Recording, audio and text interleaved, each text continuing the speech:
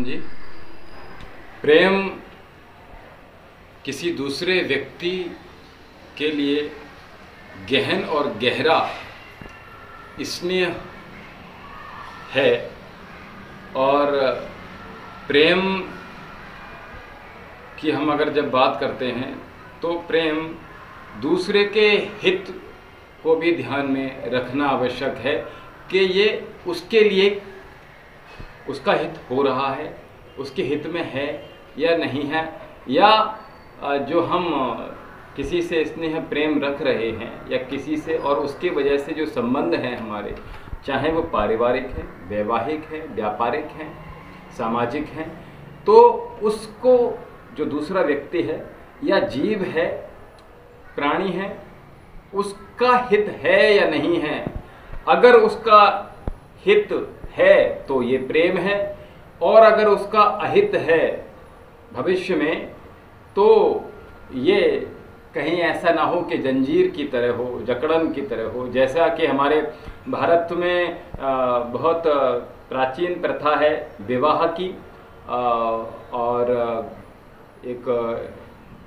जो संयुक्त परिवार हैं उनमें के संबंधों को जरूरी नहीं होता कभी कभी कि ये उसके हित में है या नहीं है, किसी परिवार के सदस्य के हित में है या नहीं है। जैसे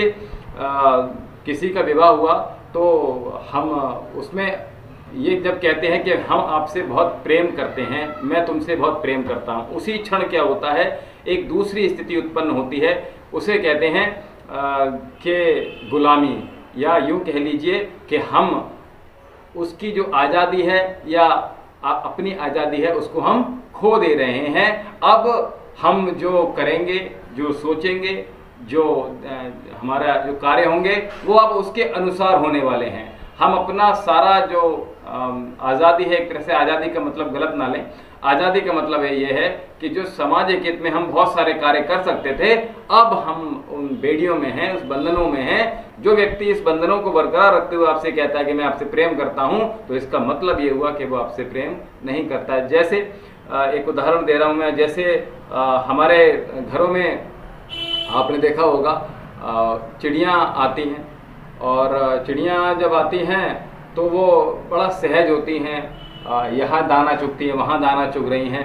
कभी यहाँ बैठ गई, कभी वहाँ बैठ गई, और आती हैं और वो फिर चली जाती हैं। और इसी तरह से वो उनकी इच्छा है, ये उनके एक कहना चाहिए उनका मन कर रहा है कि अब हमें, और वो नियम से उसी टाइम पर आ जाती हैं, अपना खाकर चले जाती हैं। लेकिन एक दूसरी चिड़िया है, वो क्या कि आपने किसी को एक पिंजड़े में बंद कर लिया चिड़िया को, और पिंजड़े में बंद करने के बाद अब वो उसको आप दाना भी प्रॉपर डाल रहे हैं, पानी भी टाइम से डाल रहे हैं, और अब वो आपके घर में तो है। अब देखिए घर में दो तरह की चिड़िया हो गई हैं आपके, एक जो आ रही है और खाकर चली गई अपने और चीज़ों के लिए, दूसरा आपने उसको पिंजड़े में कैद कर लिया, तो वो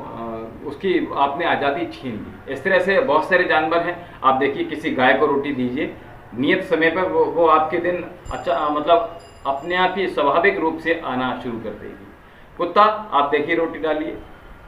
वो आज़ादी आप नहीं छीन रहे उसकी। तो प्रेम की वैसे व्याख्या बहुत सारी हैं, अनंत हैं, क्योंकि प्रेम के ऊपर अगर मैं बोलूँ तो बहुत कुछ है बताने को, लेकिन मुझे छोटा सा समय है तो उसमें बोलना है। तो कभी मैं प्रेम की बात कर रहा हूँ, प्रेम में हमने दूसरे के हित का बहुत ध्यान रखना है, और जो प्रेम है